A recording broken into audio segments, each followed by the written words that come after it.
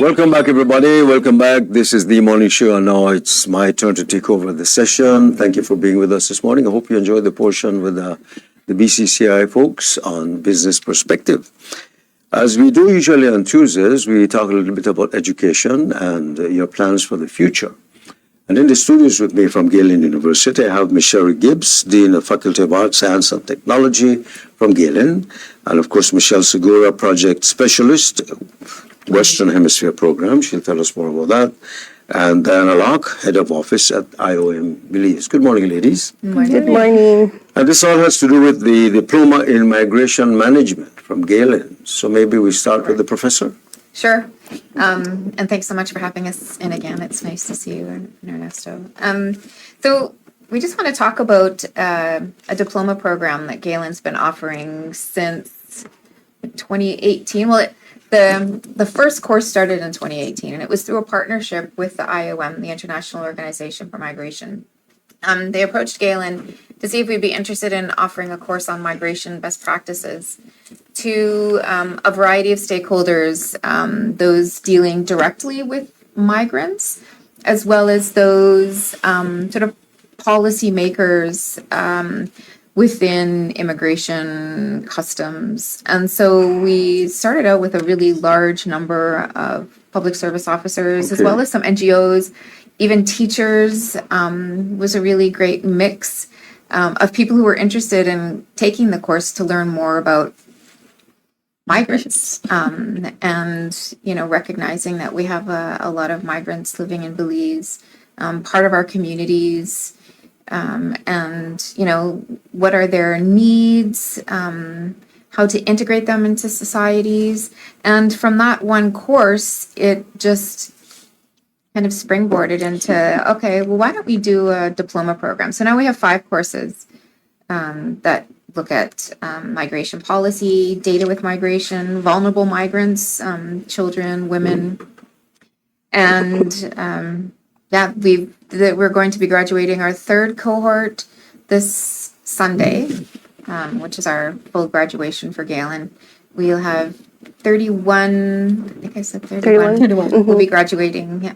22, I think, will be walking up. We started off with 10 16. The first cohort, 16. There's still a number out there who've taken maybe 1 or 2 of the courses, and so we really would love to get everybody who had started to finish. Is it designed for, you mentioned majority are from the public service or are involved in some way with the program. But is this a career path? Can I be doing accounting and migrate to this certificate or diploma? Is it offered as a career path? Sure. We started at IOM with the program, and as Sherry indicated, in 2018, it was complementary to the preparation to the start of the work of the migration policy, sensitizing government officials to it. So I think it was about 125 persons that sat the first course called Best Practices in Migration Management. From there, the course then developed vulnerable population. I think there was some material that was in partnership with UNHCR and UNICEF, and they developed the partnership with the vulnerable populations. Then when 2020, I think we decided that we were going to work with a consultant to develop the other 3 courses to make it into the diploma program. That was a request from immigration back in 2018 to consider doing that because they needed a course which would allow officers to be able to matriculate in upward mobility. And so it took a little while. The courses were developed, and then we started in 2021 to offer the 5 courses in partnership with Galen. How long is the course? Take about a year. A little under a year. They're online now. In the beginning, it started in person, then the pandemic came, and then we had a series of, if I could call them setbacks, but good setbacks at the end of the day, which resulted in the program being offered after hours, 2 nights per week for I think 2 to 3 hours each time, and it's all online, very participatory, excellent teacher, and we get raving results from the students. They've come back to us with a lot of positive feedback The key among the feedback is that they have seen the other side of migration. They've been focused on the legal aspect of it, but now they're seeing the human side of migration. And that was something that they're not exposed to in their everyday. So we've gotten a lot of positive feedback from people who've participated in the diploma program. And if I can add to that, I think the great thing about the diploma is that because it's in the nighttime and it's asynchronous, some sessions are virtual online with the whole group. Others are just group work or reading. You could work a full-time job and take the diploma part-time. Okay. The persons who have direct contact with migrants, are they within the public service or are the NGOs? Are they required to take this course? It's not a requirement, it's voluntary, but it's been extremely positive take-up because we have a waiting list. We've had a lot of interest from immigration officers. The government apparently has been granting an increment for the completion of the course. And so I think that is one of the factors, besides the positive results and reviews that we're getting. People are signing up to it. We've had police officers, we've had social workers, we've had labor officials have expressed interest. We have had the SIB has expressed an interest in participating. They have indicated that they need to become more involved in migration data. And so that's an area, it opens up a whole new perspective on dealing with data and migrants. And so we have a lot of people who, from the private sector, from the NGO community that are interested in participating. The military, we have BDF, we have the Coast Guard, we have some intelligence officers that have expressed an interest. So it goes to show that these people encounter migrants in the course of their work and they want to learn. And If they take the course, who pays for it? IOM. At the moment, IOM does. IOM is paying for We it. do. So there's sort of a scholarship. As I said, we have a waiting list. We do have a budget. So if it's beyond that, we were just discussing with Sherry, if the numbers go beyond that, it can be made available through other universities, not only Galen, the material is there. It's just that Galen was the first university that took it up and has been working with it. But the material is available to become a part of any course content in an accredited What university. are some of the components we learn about or you teach in this diploma course? What areas do you look into? Besides, of course, the laws. Do you look at the laws of different countries, how different countries handle migration, or specifically how Belize is structured? It's really focused on Belize, but it does look regionally as well. I mean, you can't, not just look at Belize without taking into consideration where these individuals are coming from. Human rights is a big part of it.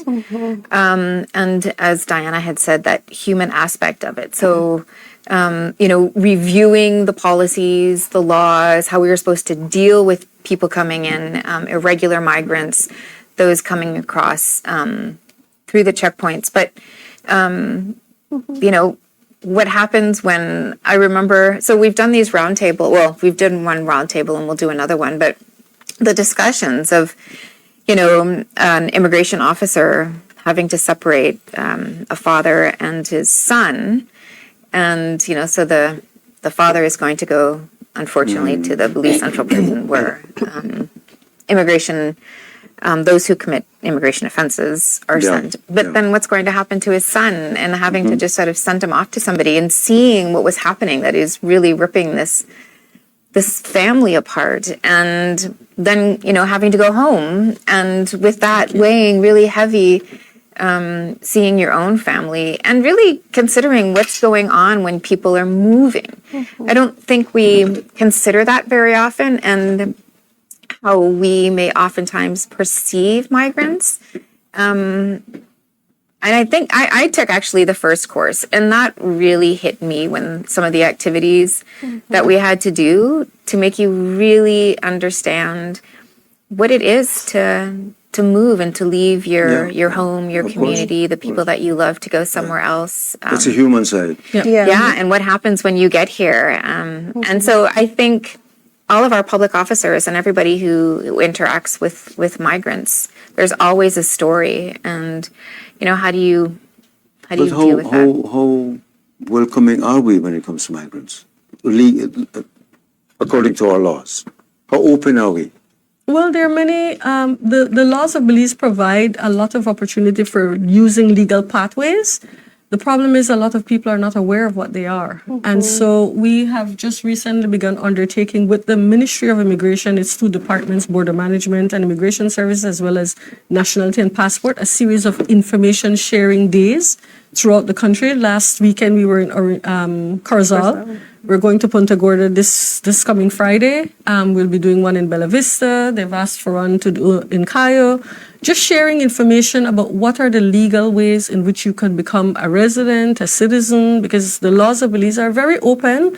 There are many opportunities by descent, by marriage, by registration. There are many opportunities, but people just don't know what they are and how to access them. And so this series of information sharing is to bring that information out there to people. So we do have a lot of conventions that Belize has signed on to, which we have to honor. And these are some of the things that are brought out in the course, that you're not doing this just because you want to do it or you have to do it, but there are legal and international obligations that we have signed on to. And so all of these things are addressed in the course to give people a better understanding of why we're doing these things. It's not just people coming to Belize, but look at Belizeans leaving and going to the United We are States. migrants too. We're migrants too. You were a migrant the other day when you were traveling all over the world. Yeah.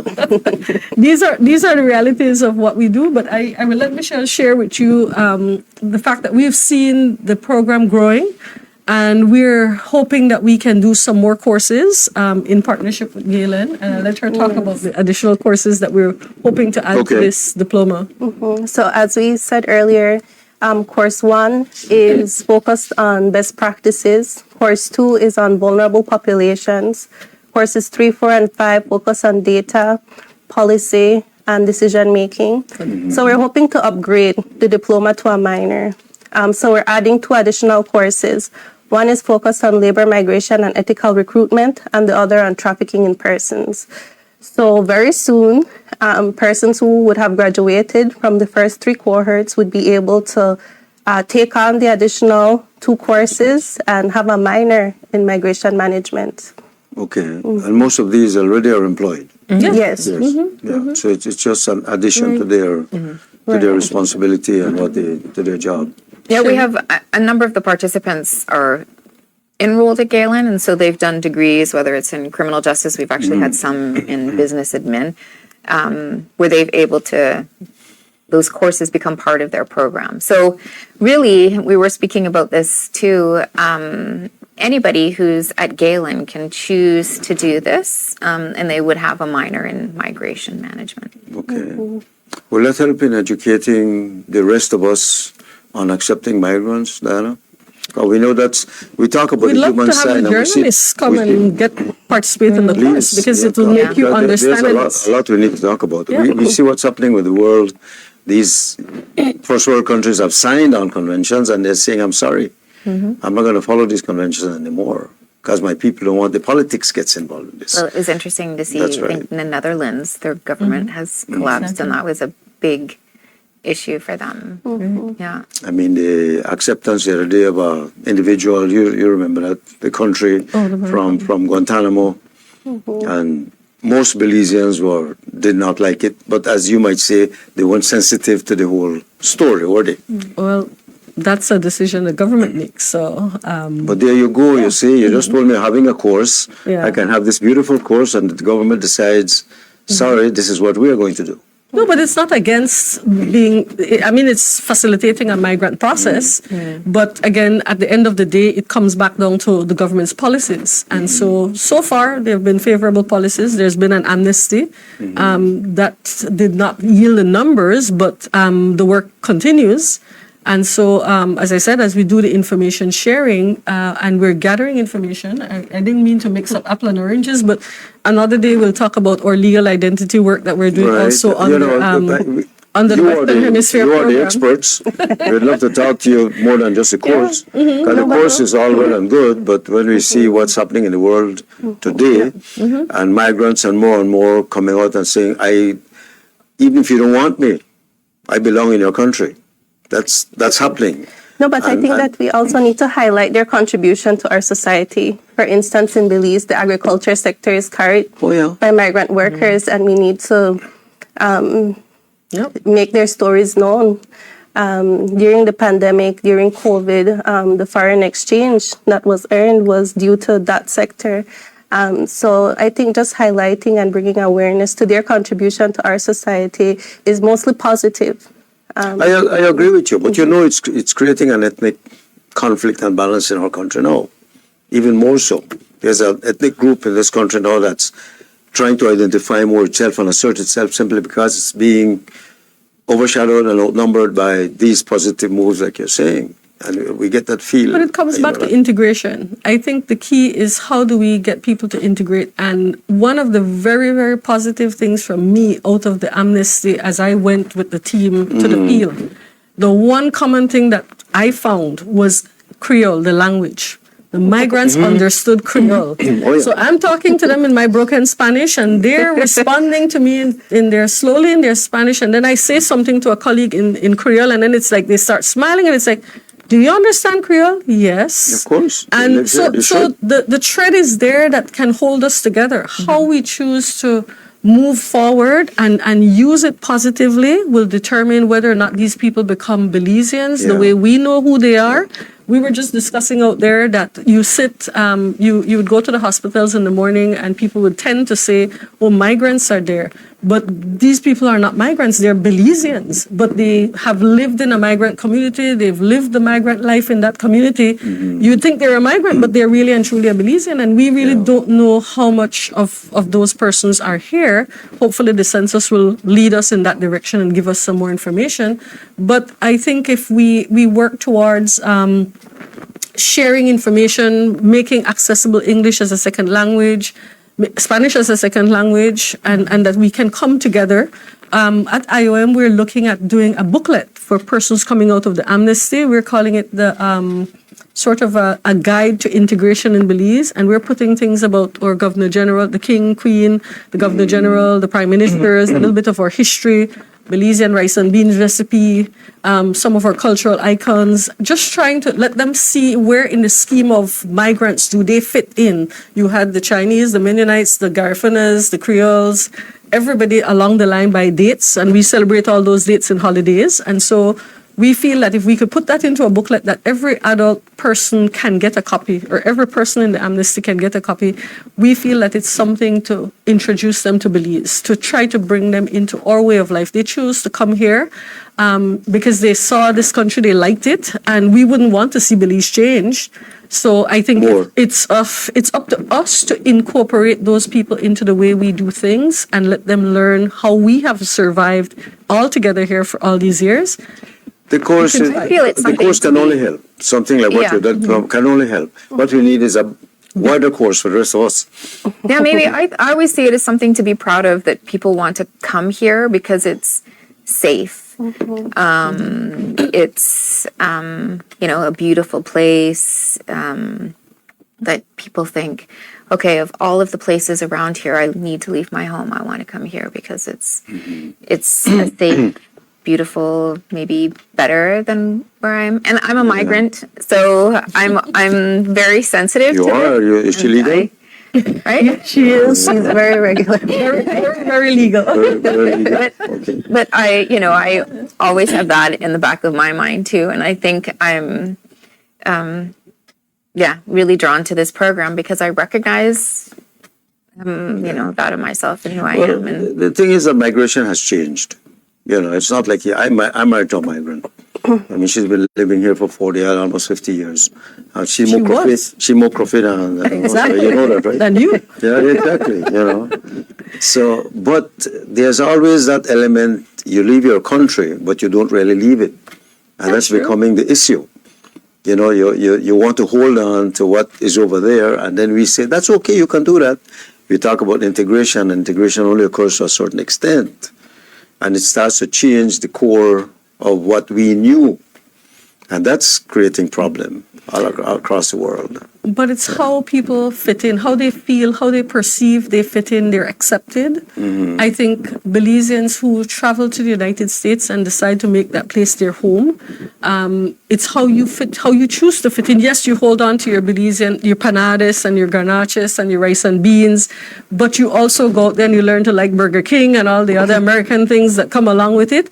But you don't, to me, for it to be successful, you don't go in and try to change a country. I think you try to But that's fit what's in. happening there. That's what's happening. But we still have a They're trying chance. to change the country, or they change the country. And we have a That's chance to the make issue. sure that we that- all that, work you know, together to bring yeah. them That's to what's understand. happening. I think a lot more education is necessary.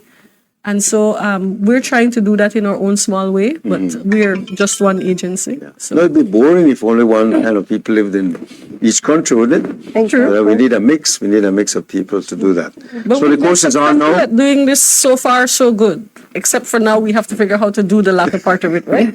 So we've done it well before. Because Belize, as we've always complained, has porous borders.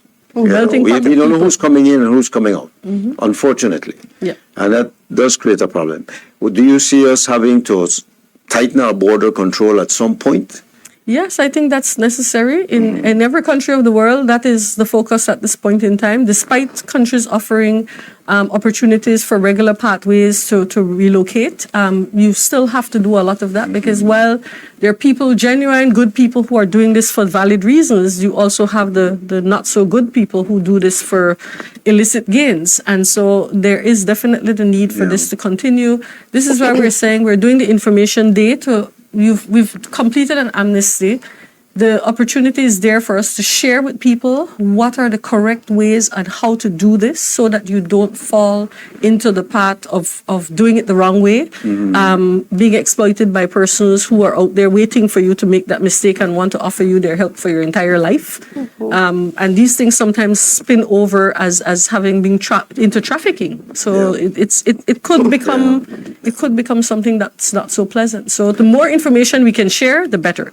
And doing that through the program with Galen, I think is a way to sensitize a lot of people. It's good. It's good. I mean, we need to be sensitive to what's happening around us. So right now the At the same program is time. free.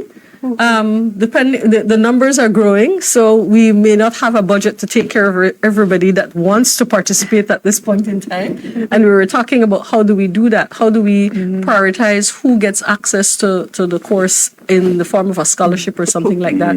Because we really we have seen a large increase of persons interested. Yeah. Yeah. And not just people that are in the field on the front lines, but people that right now might be hearing about this and think, oh, this would be a really great area to get into, who don't necessarily have a job yet or are doing something very different than, being in immigration. We have had, and I think this is really great, individuals who've wanted to go on and pursue graduate degrees in migration.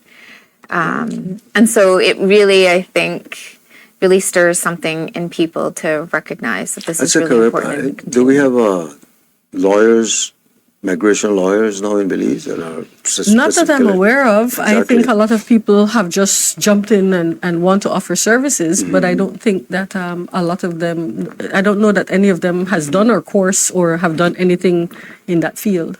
In your experience, Dana, do we need to change any legislation, any of our migration laws, which is the course should be tackling things like this? Well, Michelle, I'll let her speak about that. We have a slew of programs and activities that we're doing with the government under the Western Hemisphere program, which is into capacity building, legislative changes, governance things. So Right. Michelle, talk about that because we Right. are doing that. So the objective of the Western Hemisphere program is to build the capacities of governments to manage migration in a humane and sustainable manner. We do so under Pillar 1, which is migration management, like Diana said, developing policies, legislation, regulations that support governments with this objective. So one activity that we're currently undertaking through the request of the Ministry of Immigration is updating their legislation. So we're in the first phases of that, just the consultation phase. It's very new. It's just developing, so we don't have too much information on that. But we're hoping that in about 2 years, Maximum.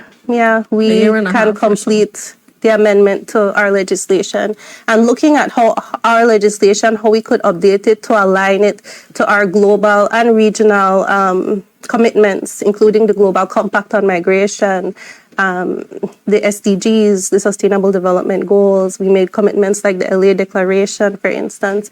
So just looking at best practices and how it fits into our context here in Belize. What about our relationship with, well, the big powerful countries? How reciprocal is it?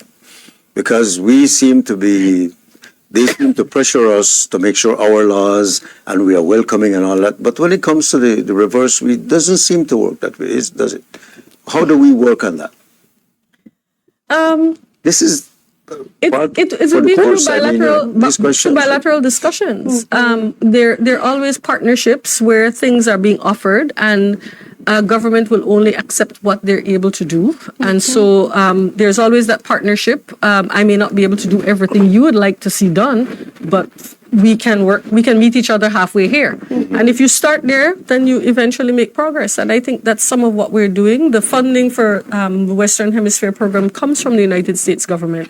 And they're offering these opportunities which the government of Belize recognizes that they need. Right. So you have two stars that align, and so we try to make it happen. And I think as a country, we need to be very firm as to what we want out of migration. And for instance, there's brain drain when it comes to nurses leaving the country, going to Canada. We find teachers now are leaving. Okay, so Belize needs nurses and teachers, and we see nurses coming from Nigeria, the Philippines. So as a country, we need to decide, what do we want out of migration? How could it work for us in our interests? And I think that's the bigger picture here. That makes sense. Yeah.